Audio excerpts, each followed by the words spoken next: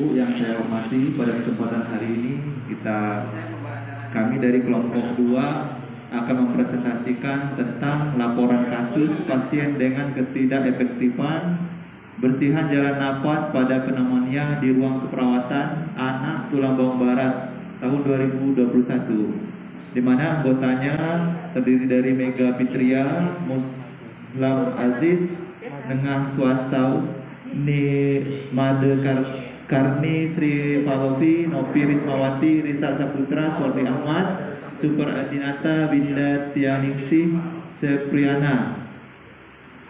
Di mana di sini nanti moderator saya sendiri, pemateri akan disampaikan oleh saudara Muslam Aziz, narasumber dan narasumbernya semua kelompok 2 ya. Terus observernya Risa Saputra. Untuk selanjutnya kami serahkan kepada pemateri.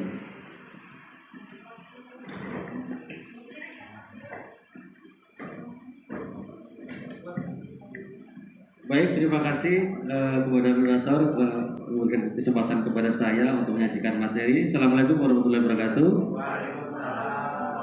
Baik, kami dari kelompok 2 akan menyajikan laporan kasus, yaitu pasien dengan ketidakefektifan bersihan jalan nafas pada pneumonia di ruang keperawatan anak RSUD Tulang Bawang Barat tahun 2021. Kami dari kelompok 2 berjumlah 10 orang yang tadi sudah dijelaskan oleh Bapak Moderator. Baik, langsung saja penyajian kami. Terus Pak. Ya, dari latar belakang, pneumonia merupakan penyebab utama kematian balita di dunia.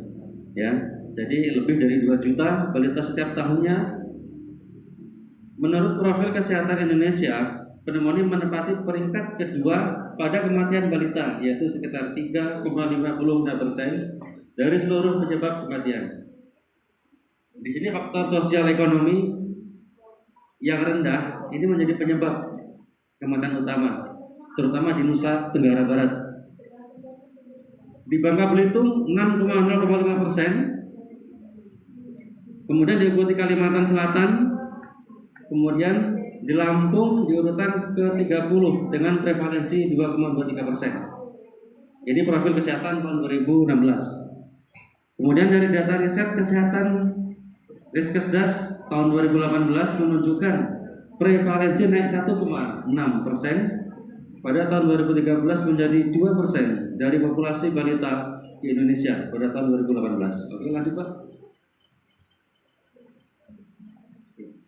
Di RSUD Tulang Bawang Barat pada tahun 2018 pneumonia menempati urutan keempat dengan 21 kasus ya. Sedangkan di tahun 2020 terdapat 31 kasus, artinya ada peningkatan. Kemudian berdasarkan pertimbangan di atas, maka penulis tertarik untuk mengambil kasus pneumonia dengan judul Laporan Kasus Pasien dengan Ketidakefektifan Bersihan Jalan Nafas pada Pneumonia di Ruang Anak RSUD Tulang Bawang Barat tahun 2021. Terus, ini sekilas tentang pneumonia.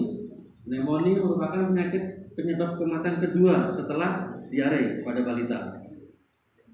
Artinya masuk dalam daftar 10 penyakit besar setiap tahunnya di Vaskes ya. Di Tubabar sendiri tahun 2019 penyakit pneumonia menempati urutan keempat dengan 21 kasus.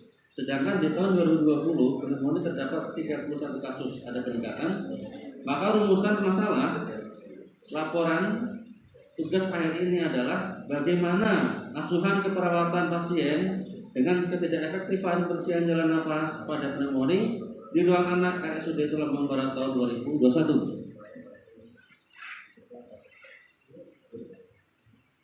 Tujuan penulisan ya, tujuan umum digambarkan tentang asuhan keperawatan pasien dengan ketidakefektifan bersihan jalan nafas pada pneumonia di ruang anak RSUD Tulang Bawang Barat tahun 2021. Kemudian tujuan khususnya melakukan pengajian, melaksanakan implementasi, kemudian melakukan evaluasi dan pendokumentasian naskah pada pasien pneumonia dengan ketidakefektifan bersihan jalan nafas. Manfaat penulisan dalam hal ini ada 3 ya, 3 bidang ilmuwan, Manfaat penulisan tersebut dapat dimanfaatkan oleh mahasiswa sebagai referensi atau sebagai bahan dalam pemberian askep pada pasien dengan pneumonia. Kemudian yang kedua, bagi praktisi perawatan dan rumah sakit, makalah ini dapat dijadikan sebagai pedoman atau panduan bagi perawat dalam menerapkan askep secara komprehensif pada pasien pneumonia. Kemudian yang ketiga, desain penulisan menggunakan metode studi kasus yang berfokus pada pelaksanaan askep kasus pneumonia RSUD Tubabar.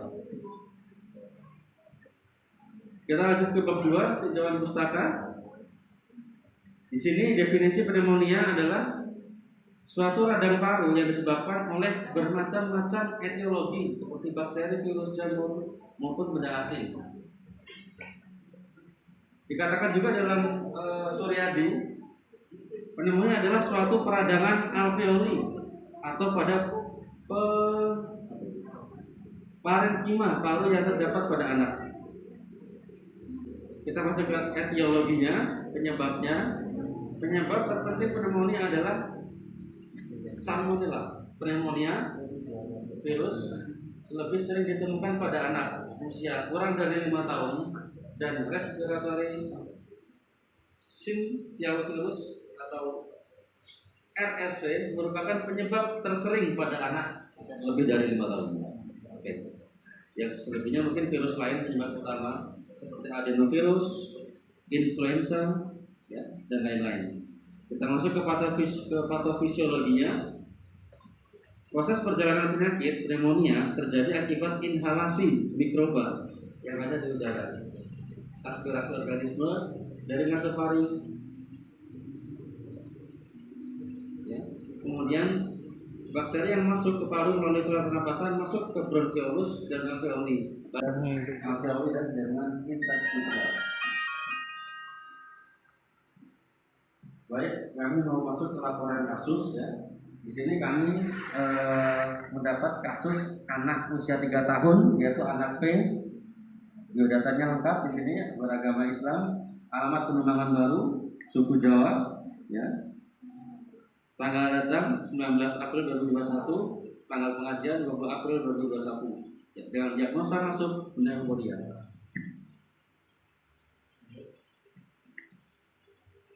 Riwayat pasien masuk rumah sakit, yaitu pasien dikirim dari UGD, ya, tanggal 19 April, yang diagnosa medis pneumonia dengan keluhan sesak napas yang dialami sejak 3 hari yang lalu, batuk berlendir, beringus dan disertai dengan demam tinggi, RR 41 kali per menit. Pilihan bernafas menggunakan cuping hidung, irama nafas tidak teratur, terdapat suara ronsi maupun stridor. Pilihan menggunakan bantuan otot dada saat bernafas. Pilihan tidak nafsu makan. Ya, ini keluhan utama sesak nafas, keluhan penyerta demam 38,5 disertai batuk berlendir, beringus dan nafsu makan menurun. Kita masuk ke data fokus, yaitu data subjektif dan data objektif. Subjektifnya, Ibu Glenn mengatakan batuk berdahak, beringus dan sesak nafas. Ibu Glenn mengeluh badan anaknya demam dan panas. Kemudian Ibu Glenn mengatakan nafsu makan pasien ini menurun. Anaknya hanya makan 2 sendok makanan yang disediakan oleh rumah sakit. Kita masuk ke data objektifnya, DO. Kalian tampak sesak, kalian menggunakan otot batu pernafasan, ada suara nafas tambahan, stridor, ronsi, kalian gelisah, terabah-hangat, pernafasan menggunakan cuping hidung, kalian hanya menghabiskan 2 sendok makan, kalian tampak pucat, tanda vital, ya, nadi 108, RR 41 kali per menit, sesak. Terus dari data fokus di atas kami menegakkan 2 diagnosa, 3 diagnosa, ya. Yang pertama, tidak efektifan bersihan jalan nafas berhubungan dengan penumpukan mukus di jalan nafas. Yang kedua, hipertermi berhubungan dengan inflamasi pada jaringan parenkim paru. Yang ketiga, perubahan nutrisi kurang dari kebutuhan berhubungan dengan tidak nafsu makan atau mual. Kita masuk ke gambaran lokasi rumah sakit kami. Penelitian dilakukan di rumah sakit Ibaba di ruang perawatan anak. Ruang perawatan anak terdapat 9 tempat tidur dengan dan kamar NICU, 6 kamar perinatologi. Jumlah tenaga keperawatan terdapat 10 perawat termasuk 1 karu dan 1 katim dan 4 bidan. Analisa. Pada kasus berdasarkan pengkajian yang dilakukan penulis tanggal 20 April, anak P ini di ruangan perawatan anak yang diagnosa utama didapatkan data sebagai berikut. Tidak efektifnya bersihin jalan nafas berhubungan dengan sekresi dalam jumlah besar, artinya penumpukan mukus tadi. Saat dilakukan, ibu mengatakan suara nafas rock atau stridor. Data objektifnya anak batuk, dyspnea, bunyi nafas ronsi, stridor, pernapasan 43 kali per menit, menggunakan cuping hidung, takipnyu, sesak, pernapasan dangkal, jalan nafas tidak efektif karena peningkatan O2 dan CO2 yang berdifusi. Berdasarkan data di atas, penulis dapatkan selama pengajian terdapat kesamaan dengan data dari Nanda Niknok 2015 sehingga penulis menegakkan diagnosa ketidakefektifan bersihin jalan nafas yang berhubungan dengan sekresi dalam jumlah besar.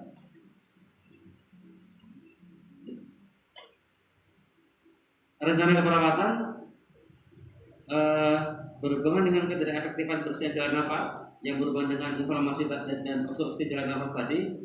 Rencana perawatan kami berdasarkan Niknok Nanda adalah manajemen jalan nafas. Artinya posisikan klien untuk memaksimalkan ventilasi,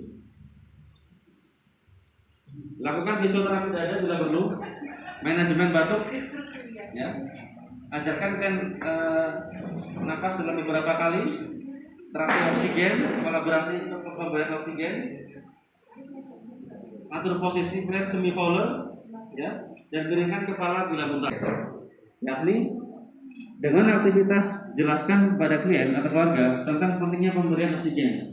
Berikan oksigen sesuai kebutuhan, monitor aliran oksigen, monitor selang oksigen, cek secara periodik selang oksigen, kemudian aliran oksigen, atur posisi semi fowler, ekstensi kepala, miringkan kepala bila pasien muntah. Sudah, Pak?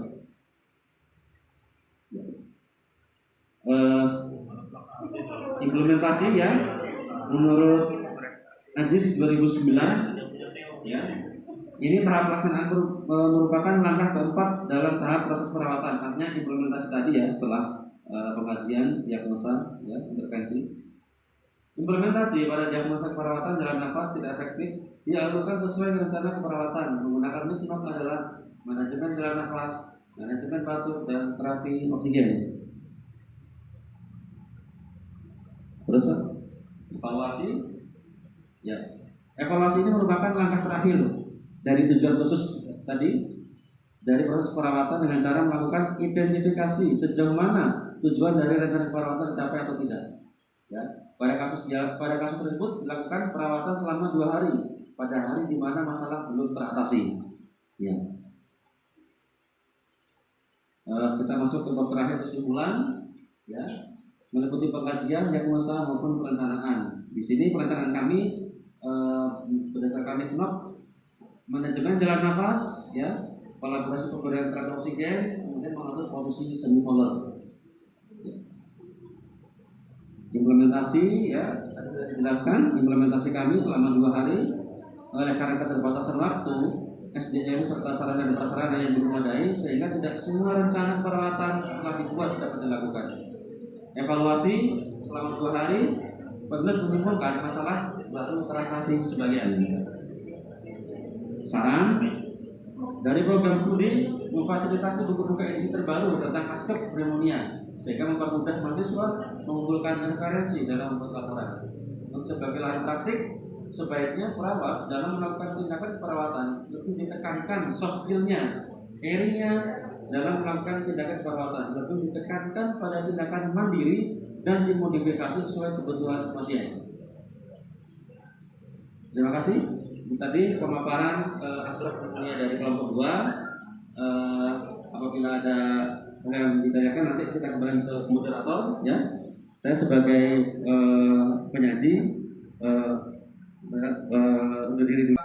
Baiklah, itulah tadi dari kelompok 2, yaitu presentasi masalah jalan nafas tidak efektif berhubungan dengan pneumonia.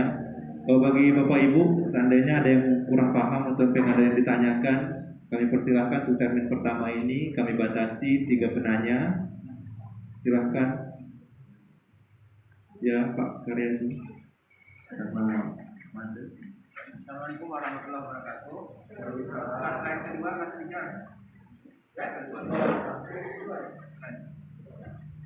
Nah, ini dari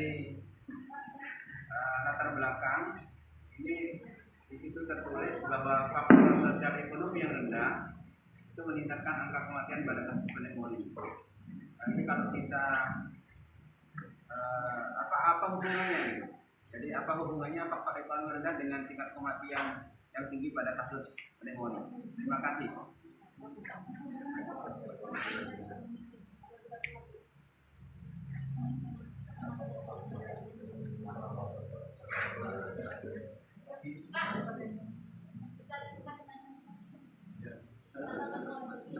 Satu lagi Pak Manda, pertanyaan kita itu. Punya kok? Tanya dulu ya. Baik. Saya ingin bertanya ke kelompok penyaji. Tadi diagnosa perawatan yang ditegakkan kan yang prioritas adalah kebersihan jalan nafas tidak efektif ya. Terutama tentunya itu kan berkaitan dengan produksi lendir atau stres yang berlebihan ya. Itu juga muncul keluhan nafas tunting hidung, terus otot-otot tambahan ya. Cuman tadi saya sempat melihat dari intervensinya itu tindakan-tindakan mandirinya itu baru sebatas oksigen, posisi miring dan lain sebagainya. Saya cuma pengen klarifikasi dari kelompok penyaji, kira-kira perlu tidakkah suatu tindakan kolaborasi, misalnya seperti tindakan Johnson atau inhalasi gitu, karena di situ nggak muncul seperti itu. Itu saja pertanyaan dari saya. Terima kasih. Satu lagi. Ya. Tadi di pendahuluan ya bisa dijelaskan alasan untuk mengangkat kasus ini adalah adanya kasus pneumonia masuk dalam kasus 10 besar di Kabupaten Tulang Bawang Barat atau di Vaskesnya. Maksudnya di Vaskesnya itu di puskesmas atau di RSUD-nya, sehingganya kasus pneumonia ini diangkat untuk dilakukan penelitian. Itu yang pertama. Nah, yang kedua, pneumonia dengan ISPA itu perbedaannya di mana tuh supaya lebih jelas? Di situ tadi tidak dijelaskan. Terima kasih. Pada 3 penanya, selanjutnya akan direspon dibahas sama kelompok 2. Pada rekan kelompok 2, silakan.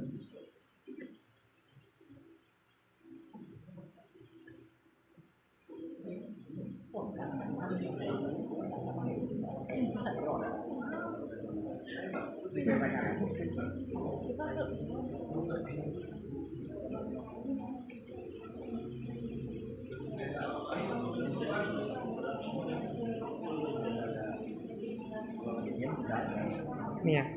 Terima kasih atas respon dan pertanyaan dari rekan-rekan. Mungkin kami dari kelompok 2 mencoba menjawab pertanyaan pertama dari Bapak Karyawanto terkait kenapa ekonomi rendah pada masyarakat menyebabkan kematian pada pneumonia, Pak. Jadi kasus pneumonia sendiri adalah gangguan infeksi pernapasan yang akut terkait dengan ekonomi rendah. Mengapa bisa menyebabkan kematian? Karena ada beberapa faktor yang menyebabkan pneumonia ini menjadi akut, Pak. Jadi sebelum pneumonia adalah gangguan pernapasan sendiri. Justru dengan adanya ekonomi rendah itu bisa menyebabkan dia menjadi akut. Jadi dalam faktor-faktor itu sendiri terdapat lingkungan yang kurang baik. Apabila ekonomi rendah itu salah satunya itu adalah lingkungan yang kurang baik, tempat mungkin si anak menjalankan kehidupan sehari-hari. Kemudian yang kedua, dengan ekonomi rendah itu menyebabkan dia semakin akut.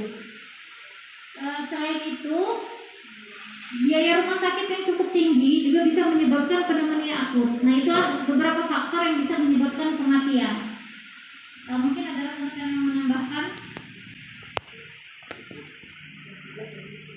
Mungkin jawaban dari kelompok 2, kenapa ekonomi rendah bisa menyebabkan kematian dari pneumonia tadi. Itu menurut kami kesimpulannya kami bagi menjadi 3 faktor. Yang pertama karena lingkungan si anak, kemudian yang kedua status gizi, dan yang ketiga adalah biaya rumah sakit mungkin yang terlalu tinggi. Sehingga dengan beberapa faktor yang kami kaitkan menyebabkan kematian pada anak yang mengalami pneumonia. Mungkin demikian yang bisa saya jawab. Saya kembalikan ke moderator. Kalau misalnya ini kan ada hubungannya nggak, misalnya karena dia faktor ekonominya rendah, ini menyebabkan anak terlambat untuk mendapatkan pengobatan. Jadi kan yang biasanya kan karena faktor ekonomi ini ada kemampuan dari keluarga untuk berobat. Ini kan kadang-kadang juga menyebabkan apa istilahnya anak tertangani terlambat, gitu ya. Apa istilahnya anak tidak tertolong lagi atau meninggal. Ya sudah cukup. Assalamualaikum warahmatullahi wabarakatuh. Di sini saya akan mencoba menjawab pertanyaan dari Bapak model nomor 3 tadi ya. Kasus pneumonia itu masuk 10 besar di rumah sakit atau di vaskes ya. Kalau berdasarkan dari hasil penelitian itu masuk 10 besar di Rumah Sakit Umum Daerah Tulungagung Barat. Nah, dan berdasarkan hasil penelitian di Rumah Sakit Umum Tulungagung Barat, pneumonia itu merupakan 10 besar penyebab kematian. Makanya kami ambil pneumonia. Terus tadi yang kedua, apa perbedaan antara penyakit ISPA dan pneumonia? ISPA adalah penyakit yang menyerang saluran pernapasan yang disebabkan oleh virus. Sedangkan pneumonia itu infeksi dan peradangan pada saluran nafas utama, yaitu bronkus akibat infeksi bakteri ataupun jamur. Nah, selain itu tanda dan gejala dari pneumonia ada sesak, kemudian ada tarikan dinding dada yang ciri khas utamanya ya. Terus nafas cepat. Nah, mungkin itu saja. Mungkin ada teman-teman yang ada yang ingin menambahkan.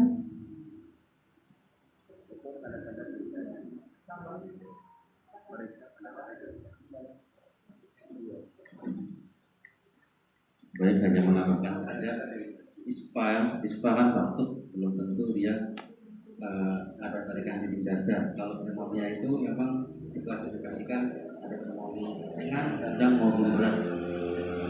Kalau ISPA infeksi saluran pernapasan atas, ya. Kalau pneumonia itu ISPA memang Pak, cuman dia ada penambahan gejala seperti nafas di atas normal, ya, lebih normal, kemudian ada tarikan dinding dada, pernapasan subik itu, pada disertai demam. Seperti itu. Kalau ISPA bukan pneumonia, seperti itu. Hanya menambahkan Pak? Ya. Pak, cukup. Cukup. Lanjut pertanyaan nomor 3. Nomor 2.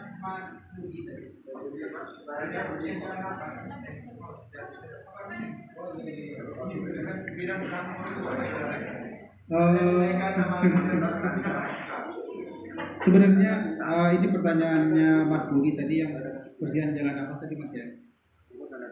Bersihan jalan nafas kok tidak ada kolaborasi dengan dokter gitu untuk intervensi dan preparasinya. Sebenarnya di makalah kami sudah ada Mas, tapi karena tidak kami tampilkan di PowerPoint ini karena untuk mempersingkat waktu. Tapi kalau seandainya kami tampilkan semua, ya nggak akan panjang ceritanya gitu. Nah itu sudah ada di makalah kami, pemberian nebulizer, kolaborasi dengan dokternya gitu, oksigen gitu sesuai dengan kebutuhan. Sebenarnya sudah ada gitu. Nah, untuk yang di PowerPoint kami persingkat saja gitu. Iya. Nah terus untuk yang ini yang punya Pak Made itu pertanyaan kan RSUD ini kasus ini bukan ini yang ditanya. Jadi yang punya Pak Made tadi itu RSUD, ini kasus RSUD atau kasus global Selang Bawang Barat. Jadi ini yang kita ambil ini data real dari rumah sakit. Iya. Jadi ini data rumah sakit gitu. Kenapa kami ambil kasus ini? Karena ada peningkatan yang sangat signifikan, Mas. Data kasus pneumonia ini sebenarnya banyak, tapi masalahnya pelayanan kesehatan itu tidak semua pelayanan kesehatan baik puskesmas atau rumah sakit dengan melakukan penjaringan dengan MTBS, manajemen obat sakit gitu. Jadi saat anak aku batuk di bawah 5 tahun di di Polika ataupun poli umum banyak teman-teman nakes menyampaikan bahwa batuk ispa, udah ispa aja. Jadi mereka tidak melakukan hitung nafas dan melakukan evaluasi terkait dengan kasus ispa. Sebenarnya kalau kita kaji banyak kasus ispa. Nah, perbedaannya udah ya? Perbedaannya udah ya? Oh iya. Ada lagi? Gimana Bapak Ibu? Masih ada yang mau ditanyakan? Cukup?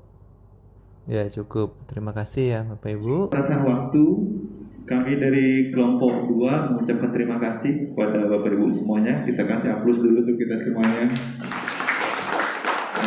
Lebih dan kurang kami minta maaf. Saya akhiri wabillahi taufiq wal hidayah. Wassalamualaikum warahmatullahi wabarakatuh.